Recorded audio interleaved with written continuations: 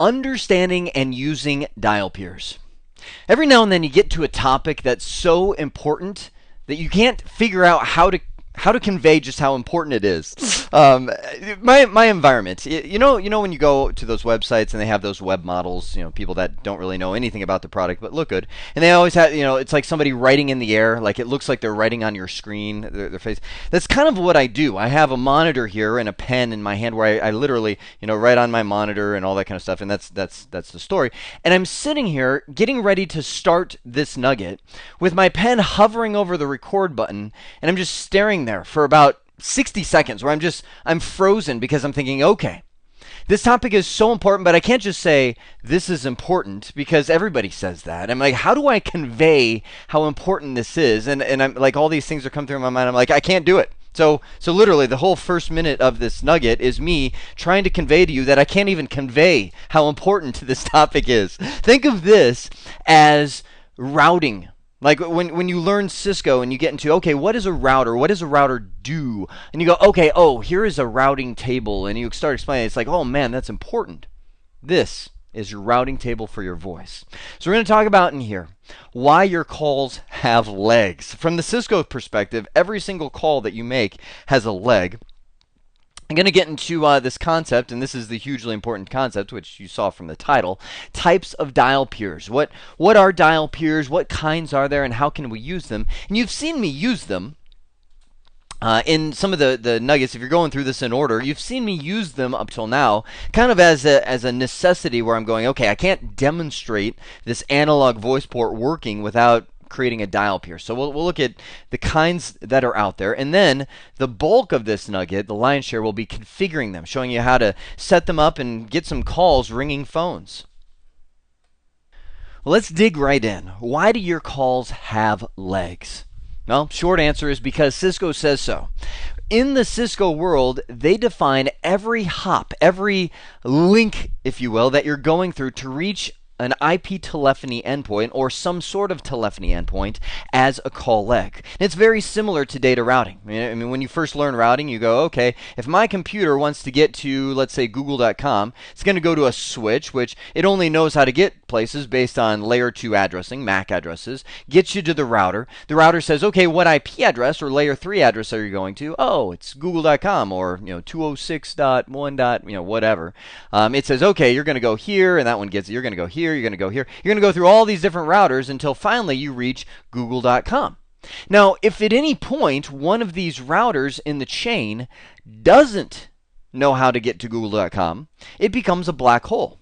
Your packets start dropping and you don't get to Google, and that's why we have tools like Traceroute available, is where we can hone in and find out, oh, it's that router at the University of San Francisco or whatever that's dropping my packets. Well, in the same sense, we have to have a routing table for our voice. So when this phone, which is plugged in, this is my analog phone, is plugged into what kind of port? FX. Station.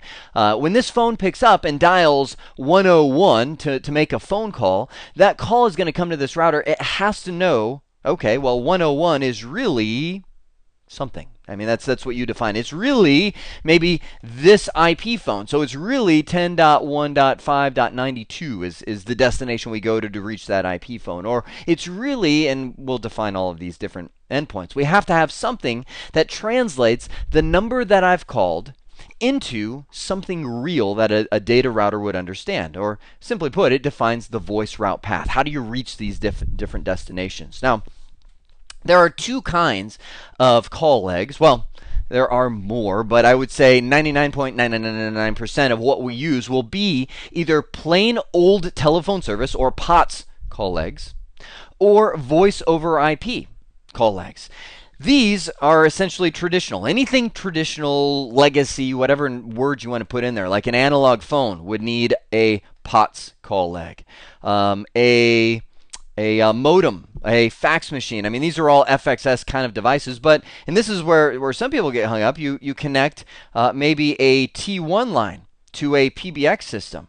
I mean, we're data people, so we're like, oh, well, T1, that's kind of data, right? That's voice over IP. No, because it's connecting to a PBX system. It's connecting to something that doesn't have an IP address. It could be a PBX. Maybe it's a connection to the public switch telephone network out of T1 line or T3 or whatever you want to throw at it. All of those are considered POTS. If I'm connecting to something where it has an IP address, it's something that communicates over the IP network, that's easy. Then it's voice over IP. I say, okay, that's my native tongue from a router's perspective. Now, these call legs are always matched inbound and outbound. Let me take a second and just wipe the slate real quick. Let's say I've got two extensions. I've got 102 over here and 101 on the other side. Now, I'm assuming, and we haven't gone through all of the products in all their glory, but I'm assuming this phone has to be controlled by something. In Cisco's world, you might remember, we've got CUCM, which I don't see that anywhere in this picture. CUCM is where I would see a server attached that is controlling those phones. Or what I do see in this picture is CUCM-E, or what some people abbreviate, CME. Call Manager Express, to where this router really acts as the manager of that phone. Now, I say that to where when this phone is going to pick up its handset and dial, it's going to start an inbound call leg to that voice router or that CME router. So that's going inbound. Now, this phone dials extension 102. That's the destination endpoint. This router is going to say, oh, well, I'm looking at my dial peer. I don't even have dial peer on here. I'm going to have a dial peer defined on that gateway that says to reach 102, go to 10.1.1.2. Who's that? Well, it's him, of course. The router that I have pre-configured with that IP address to be the destination endpoint. And I say, okay, well, that now defines an outbound call leg, to where it's now leaving this router. You get the out direction, right? It's leaving this router, it's going out of this router, and now is coming in this router on another dial peer that receives the call. So, whoa, wait a sec. Why do I need an outbound dial peer right here, and then an inbound dial peer? I mean, doesn't it just get it? Well, these dial peers define more than just phone numbers. They define characteristics of the call. For example, they'll define stuff like what codec you should use. Is this call going to be received on G.711, G.729? So, some of these codecs we talked about previously. Will this call maybe support a feature known as VAD, voice activity detection, to where when somebody stops speaking, it stops sending bandwidth? It's great for your bandwidth saving. Is that turned on? Well, all of that is defined under the dial peer.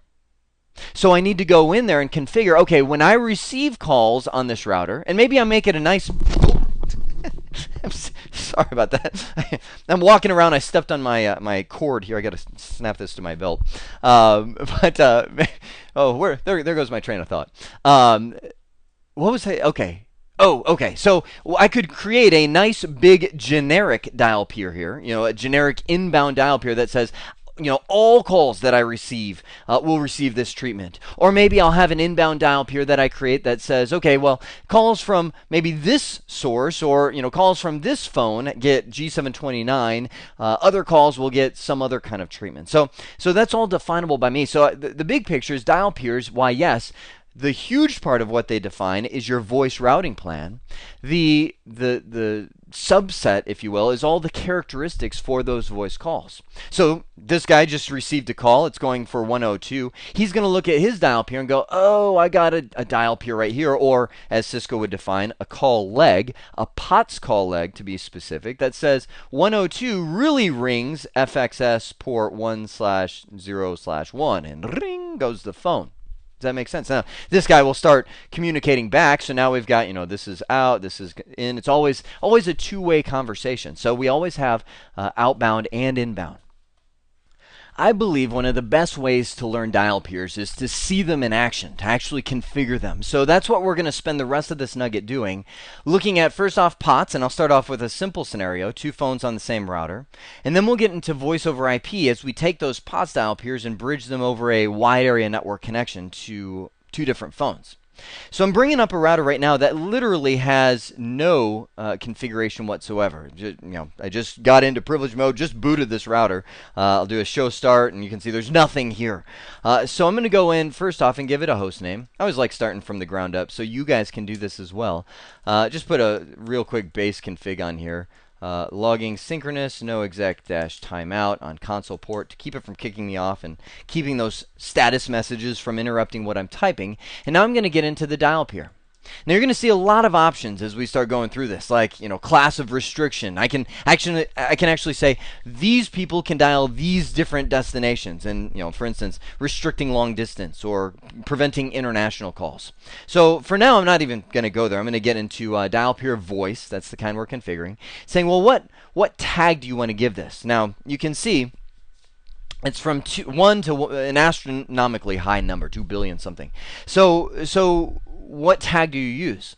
Well, tags are like access list numbers. They don't really mean anything. Well, I guess that's just a bad analogy to start off with, because access list numbers can mean different things depending on which one you choose. But within, I'll say, the range of access, let's just stop that. These numbers don't mean anything, right? As long as they're unique on your router. So as long as I, for instance, I say dial peer 101, as long as there's not another dial peer 101 on my router. Now, it's not saying every router in your network, just on my router, that's fine. It's just a little tag to keep them all unique. Now, in simple configurations, I often will make the extension number match the tag number. So for instance, I'm planning on configuring 2 extensions. I'll have 101 right here and 102 right here. And it's simple enough where I can say, okay, 101 will be the tag. But there will be times where you can't do that. For instance, all of the extensions that start with 3 are over there. You might say, well, maybe you use dial peer 3. Well, maybe they're 4-digit extensions. You can come up with a scheme for yourself, or just kind of go in order, whatever you'd like to do. So then, if I hit enter, it's going to say, oh, sorry, you're not complete yet, because I have to define what kind of dial peer is it. Now, you see this breakdown right here and go, wow, well, wait a sec. I have a frame relay network. Does that mean I have to know voice over frame relay, or I have an ATM network? Honestly, these dial peers, voice over frame relay and ATM, are hardly used at all. Essentially, it just means the destination that I'm sending to is represented by a DELC. That's frame relay. Or an ATM, a VPI VCI pair. So if you're not using a DELC as a destination endpoint, you don't need to use this. Maybe you have a frame relay network. Like, for example, maybe this is connected to a frame relay network, and here's another router. As long as you're not pointing to the DELC number to reach that endpoint, you don't have to use voice over frame relay, because almost everybody points to the IP address of the destination. They don't point to the DELC, even if they are using frame relay. Now, times have changed, because when I first was teaching CVOICE a decade ago, voice over frame relay and voice over ATM was a huge deal. Like, you used them all the time. But now everything is so IP based. All you really use is voice over IP or POTS. That's your alternative.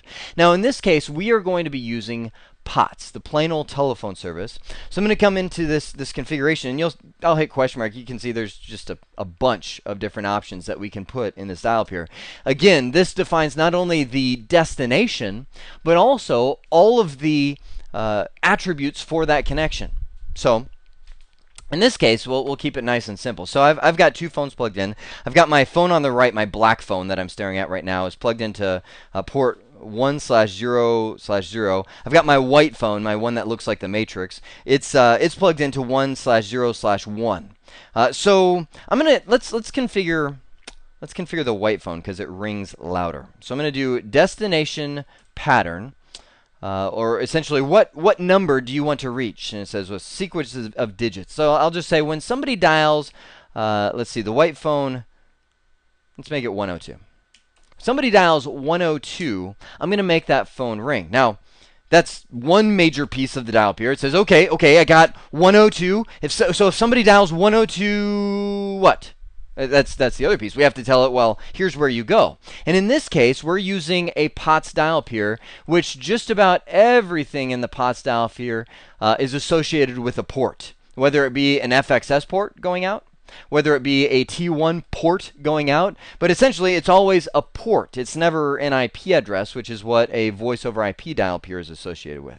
So I'm going to say, well, this actually goes to port 1/0/1, which is what my white phone is plugged into. So here's what's interesting.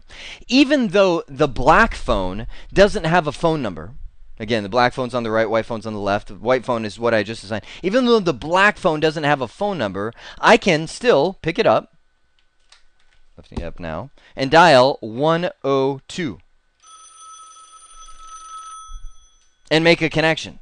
So even though the black phone doesn't have a phone number, hang up this call. The router realizes it doesn't matter. I just received a call for 102, so I need to go make that phone actually ring. Now, the truth is, these phones have no idea what phone number they have. When I pick up this phone, it's literally a dumb terminal. It's saying, okay, I'm playing dial tone because that's what the router has told me to play because I completed the electrical circuit when I lifted the handset, and that's what I do. And I will send any DTMF digits, dual tone multi-frequency, DTMF. Flip those two digits between me and the router. I will send it on its way, but this phone has no intelligence whatsoever. So I could go in. Here's something interesting for you. I could go in. Let me do a show dial peer voice summary. I've got my first dial peer right here. That's by the way a key command. Show dial peer voice summary. I've got my dial peer 101 that I may. Did I really do that? I have dial peer 101 with the destination pattern 102. This is not best practice here. And I'm saying that's going out port 1/0/1. But I could very well go in and say, well, I want to make dial peer voice 103 POTS. And I could say the destination pattern here is 103. And that's also going to go out port 1/0/1. See that? To where I've got 102 right here and 103. And let me show you a fun little debug command, which will prove invaluable for your troubleshooting, so we can actually watch what's going on. So I'm going to go and type in debug VOIP dial peer, which will display what's happening behind the scenes to the screen. So I'm lifting my handset again on my black phone, right? And I'm going to dial. And right there, it's saying, okay, I've received, right now there's no calling number. I'm going to dial 1. I got to make sure I don't talk too much; it'll time out. So it says, okay, he's called a 1, and I'm going to dial 0. Okay, so we're waiting as this is coming out. Okay, call number is now 10, and now I'm going to dial a 3. Now I hear my phone. Let me answer that so it's just not annoying. I hear my phone ringing in the background, but it says, okay, he just dialed 103. Oh, I now have a match. Outgoing dial peer 103. We have a completion now. Now this call is actually going out. We have a successful match. Life is good. So I'm able to make that call on 103. I'm also able to pick up and dial 102 a little faster this time. And you can see again 102 matching dial peer 101 going out and making that phone ring on the other side. Turn off that debug. So that's completing dial peers. Now I could again go in and just for sake of the exercise, let me take out that. Let's do no dial peer voice 102. It just bugs me that. Oh, 10. Well, let's not kill the 101. Let's just go under dial peer. Here's a tip for you. Dial peer voice 101. Once I've defined it. Remember how before, early on, I go back here, way at the beginning of this configuration, I hit the enter key right here, and it said, oh, incomplete command, because you haven't told me what kind it is. And we would have to go in and say, well, it's a POTS dial pair. Well, once I've done that, I can actually go in here and type in dial pair voice 101 and hit the enter key. I don't have to tell it what type because it's been previously defined. It's kind of handy to know. So now I'm going to adjust this. I'll make this destination pattern 101, not 102, and we'll send it out port 1/0/0. So I'm adjusting everything on that dial peer. Exit back out, and I'll do dial peer voice 102. Oh, pots. And we'll do destination. Let's just hit the up arrow. Destination pattern 102. This one's going to go out port 1/0/1. So now I'll do a debug dial peer VOIP dial peer. And now pick up my matrix phone here and dial 101, which is my black phone. Ringer's not as loud, but equally effective. It's now going out, and I see dial peer 101 is now matched and connected. So again, configuring dial peers between two phones on the same router, piece of cake. But I just wanted to give you that base configuration, and first off, the feel. The feel of these dial peers is they are completely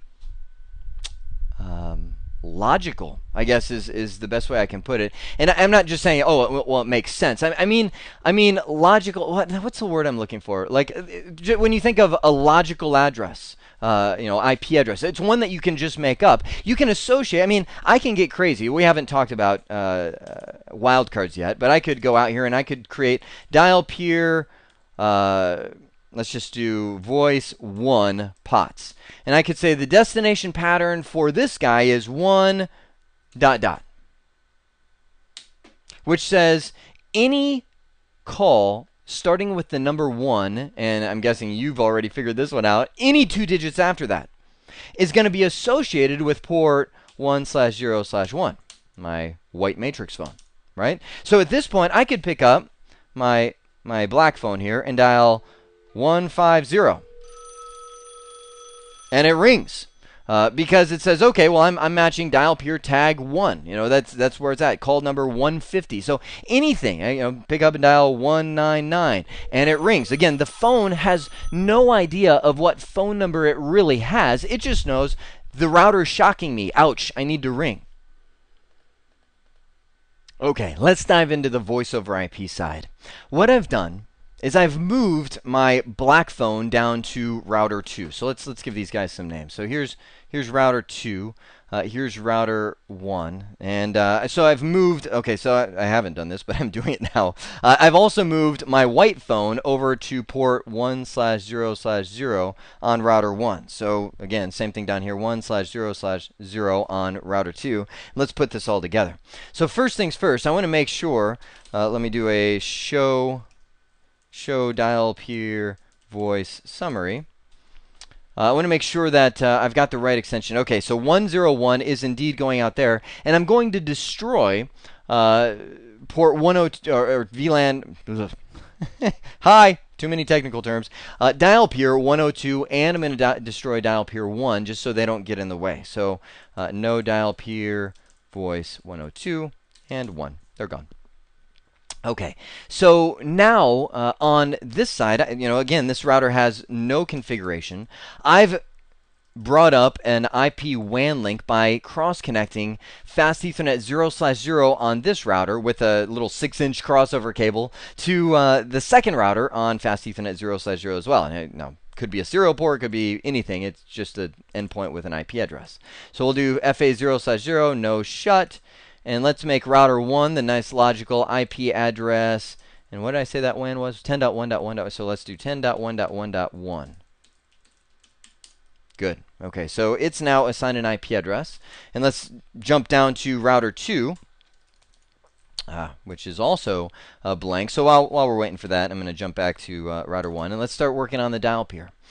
So now I'm going to say, okay, I've got one dial peer. It is 101. I'm going to go in and do dial peer voice 102. This time it's going to be VoIP, voice over IP. I'm going to do destination pattern, again saying this is what phone number I'm going to call. So we'll do 102 will be my destination pattern.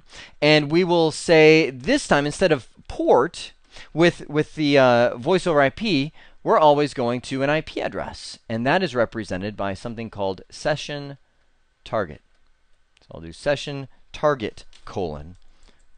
So let's do session target question mark. And don't you love it when it gives you word? You know, it's kind of like, well, what do? I just put the IP address there? Well, no, because it has to be in a certain format. Let me show you the most ugly context-sensitive help you've ever seen. I'm just going to type in something bizarre, and it's like it must be of the form. It's like what? So we look at this going, okay, so let's piece this together. We could put loopback colon and something there. We could put DNS colon and something there. We could put IPv4 colon and wow, something there. You know, all kinds of different things that we can put here. Now, in our case, I'm going to do IPv4 colon 10.1.1.2. But do know this is all funkified because this is regular expressions. You can do, you know, all kinds of different syntax here. You could put DNS names and all that, but for everything that we do in here, I'm going to be sticking to IPv4. So now I can do a show dial peer voice summary. I see that I now have dial peer 102, which is reachable over the IPv4 network at 10.1.1.2. Okay, so that guy should be ready. Let's hop down to him. Get into global hostname, R2, line console 0, logging synchronous, no exec -t, exit, dial peer voice 102, but from router 2's perspective, it's POTS, right? Because router 2 has the local connection right here to 102. Router 1, same thing, has the POTS to 101. So this is where we'll do destination pattern 102, port 100. Just kidding on that. Why is do show dial peer? No, do show voice port summary. Right, because this router, I'm looking at it. It has amber lights on the FXS ports, which could only mean one thing.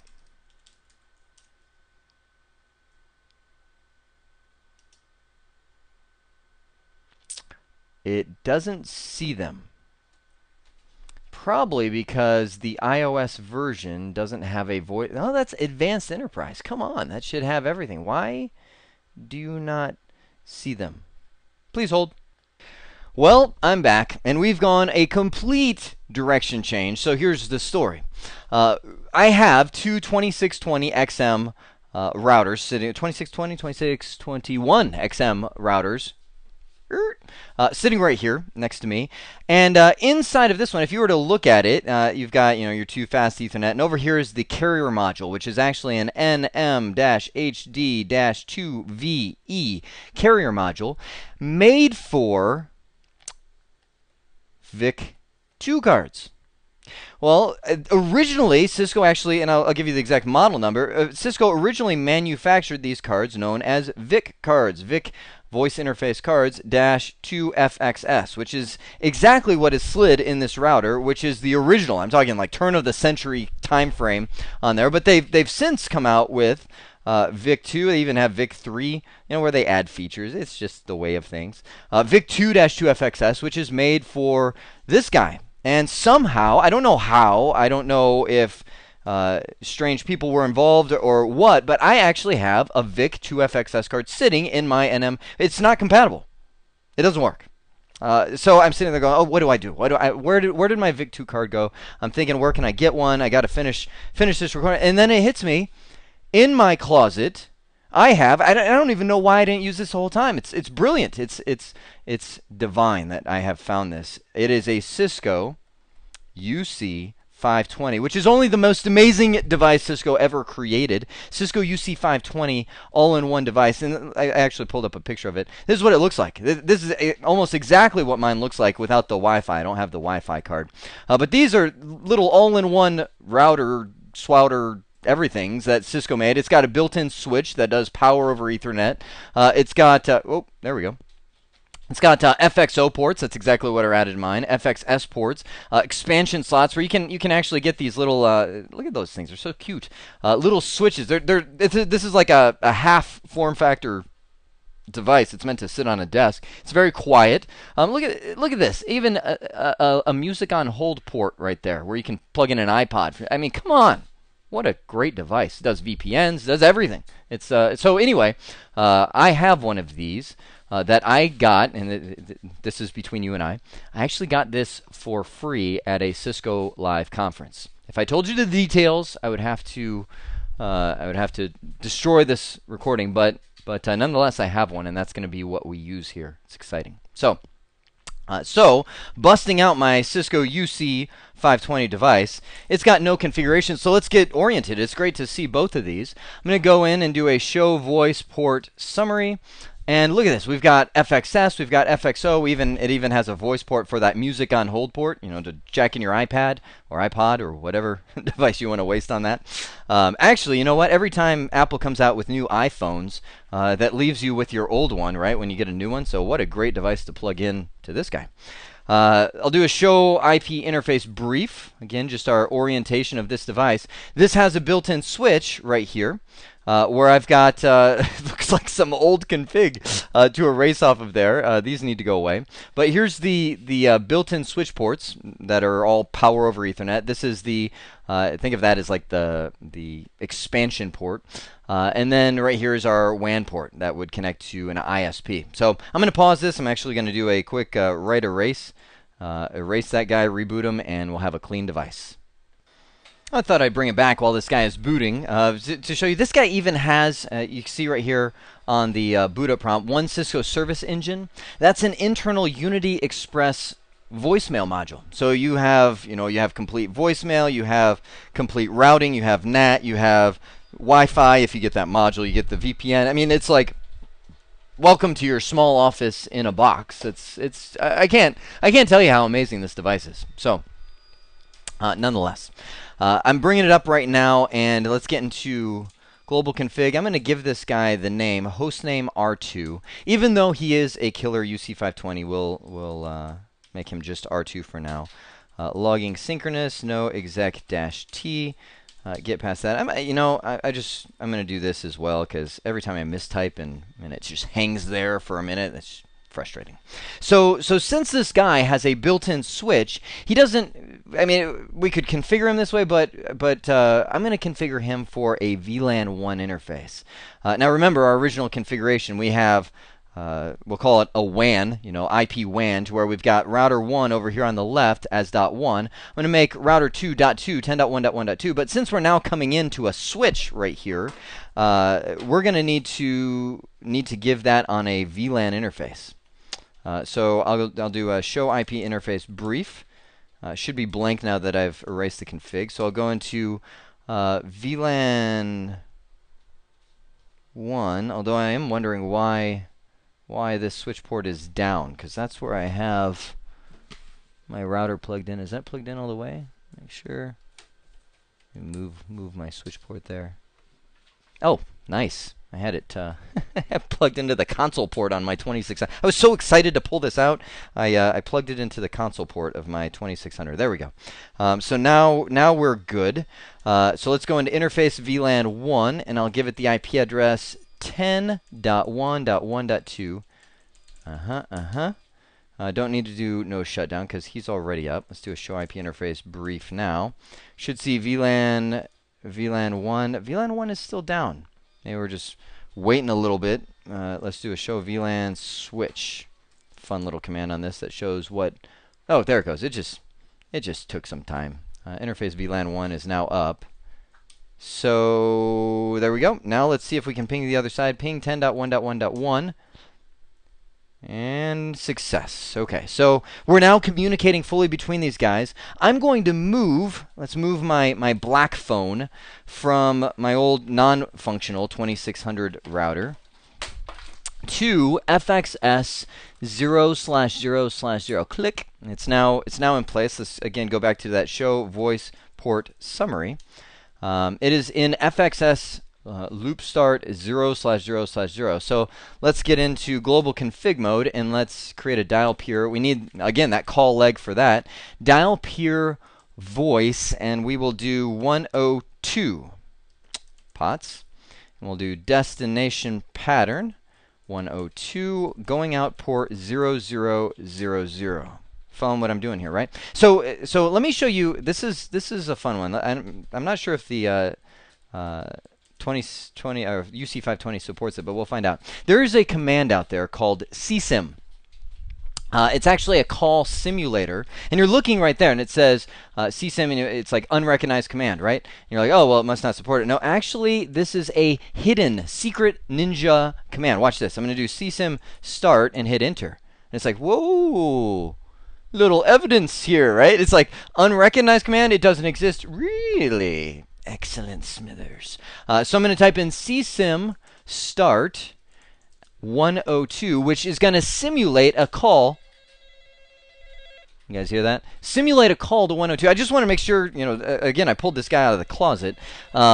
Make sure everything's working here. I'm lifting, I'm hanging up the handset. So that's it's showing, it started, it was attempted. It says setup failed just because I hung up the phone.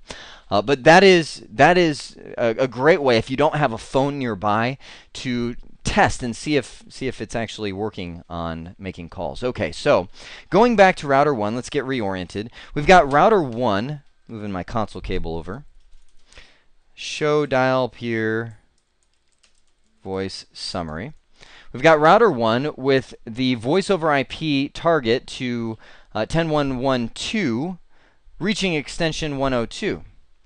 And on the other side, when we were just up here, we just configured 102 on the other side, on the UC520, saying when you receive a call for 102, forward out this port. Now, here's the interesting thing.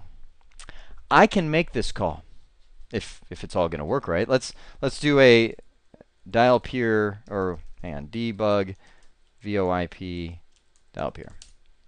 I can make this call even though we don't have fully functional call legs, meaning even though I don't have the UC520 set up to be able to call back. Let's just diagram where we're at. We've got this guy. He knows right here is 101. He knows right here is 102 because we configured both of those guys. He knows over here is 102, and I have not yet configured this one. I haven't gone the other way from the UC520, but I want to complete the call and show you that it works. I'm going to lift up my matrix phone here and dial, let's see, 102. And I'm not hearing any ringing. Hang on. It's hard to, with earmuffs on to. Okay, hang on. Let's try again. Dial peer 102. 102. And I'm getting fast busies. Well, that just kind of blew my theory out of the water. Let's jump over to this side. I'm going to come over here to the UC520, and let's do the debug on here. I'll do a debug dial peer, or let's do VoIP dial peer. And I'm going to pick up router 1. Again, what I'm doing is I'm calling from router 1 to 102, and let's just see if it's received over here, 102. And this guy receives it, associate incoming dial peer, and it says no match. No match for you. Call number. So calling number 101, called number 102. I'm looking at the output right here. It says after all match. Well, hang on. Let's just do a show dial peer voice summary. We've got 102 POTS dial peer. Going out port 0/0/0. Now this is interesting. I wonder if things have changed. So I was going to use this as a great segue into a concept called the default dial peer, but things may have changed on this UC520. Let's try this. I'm going to go the rest of the way and configure the complete end-to-end scenario. So let's do dial peer voice 101 voice over IP. So again, I'm on the UC520 configuring the dial peer back. I'll do destination pattern 101, session target IPv4 10.1.1.1. Okay, so let's pick up. I'm going to call from router 1, again from extension 101 to 102. Well, that definitely sounds a whole lot better. Well, this is interesting, and I say that because that's a lot of output. I say that because there is actually a concept called the default dial peer, which either and this is what I have to look into, either the UC520 does not support the default dial peer, or maybe it's just not on by default. So hang on, let me look at that. Well, after some quick Google searches, it looks like the Cisco UC520 does not do the default dial peer by default, but that's, again, just some quick Google scans, and that's fine because it's not a great practice anyway. Let me give you the flyby version. The default dial peer, we actually unpack that all the way in the next nugget when we talk about inbound matching rules. But what it is, it's kind of like a, whoops, I forgot about it. Let's just have this thing so it works. So whenever you have a dial peer, you're always supposed to have essentially a two-way path. So we have 101 up here calling. This, if we were following our call flow, went to router 1, and that would be matching our inbound dial peer on the POTS. It then goes over here and says, okay, I've got a voice over IP dial peer match to 102, which this guy now receives, but he has to have something, this goes out, but he has to have something incoming right here to receive that, to set all of the settings for the connection. Now, we did not have that incoming match, so what normal, I'll say a full-blown router would do is use what's called the default dial peer, which is locked in on its settings, and its settings aren't the best, but at least will give you functionality. It looks like in the UC520 they disabled that because when we created this dial peer, we said, okay, on router 2, I've got an outbound dial peer for 101. The router will automatically use that for the inbound call. So when it receives a call coming from 101, it says, okay, I'm going to use that for the inbound in this case as well. Now, again, we'll unpack all of that in the next nugget when we talk about dial peer matching and what happens if you have overlapping destination patterns. I mean, all that's to come. This is just basic connectivity. So then from there, we have the outbound dial peer that comes over here to 102 and makes the phone actually ring. So that is end-to-end setting up a voice over IP call. So we saw it taken from simple 2600 between two POTS dial peers all the way down to a full end-to-end POTS to voice over IP communication on these routers. Okay, well, let's look at what we talked about and then what I want you to do with this information. Number one, we saw wire calls have legs, which is really Cisco's terminology for a leg of the voice route, meaning how does my router know how to get to these specific dial digits? We then looked at the two different types of dial peers, POTS and voice over IP, and then walked through a full configuration with them. Now that's good, and we saw a lot in there, but what I really want you to do even before you dive into the next one, which is going to be wildcards, is if you have some lab equipment, set this one up. And this is unfortunately one of those ones that you have to have the lab equipment. Emulating it and using remote gear just doesn't give you a lot of the bang for your buck because you're not able to literally lift the phone, watch the phone ring. So I would run through and set up with your lab equipment, if you've got one router, set up some local calls going between the two FXS ports. Then go ahead and take it to the next level and add in the voice over IP connectivity. I would even go beyond if I could, and maybe even, and this, I know it sounds like a lot of work, like it sounds extreme, but I'm telling you, one of the best ways to see this work and really build that passion for voice over IP is to make it work really. And let me just give you an example. When I first got into voice over IP, I literally drove a router to my parents' house and set up the router at their house with a public IP address on their internet connection. And it was DHCP based, so I actually did a little finagling with a VPN. I'll save you all the details, but the end result is that I actually would start. I would have the router over here at my house connected over a VPN tunnel to a router at my parents' house, and I plugged a phone right into each port. Just a simple little analog phone. And I drove back home. My parents live about 20 minutes away. Drove back home and I called them. I'm like, "Can you hear me?" And they're like, "Yeah." I'm like, "That is awesome." And then I proceeded to describe how my voice was being packetized and all that. They didn't see the buzz. They were like, "Okay, I'm answering a phone call. Great." It didn't sink in how powerful that was. But the point is, when I picked up those routers, I was like, I have done it. I have now completed a WAN-based voice over IP call. As cheesy as it was, that's where it starts. And then, now you're into the corporate America environment. Well, I hope this has been informative for you, and I'd like to thank you for viewing.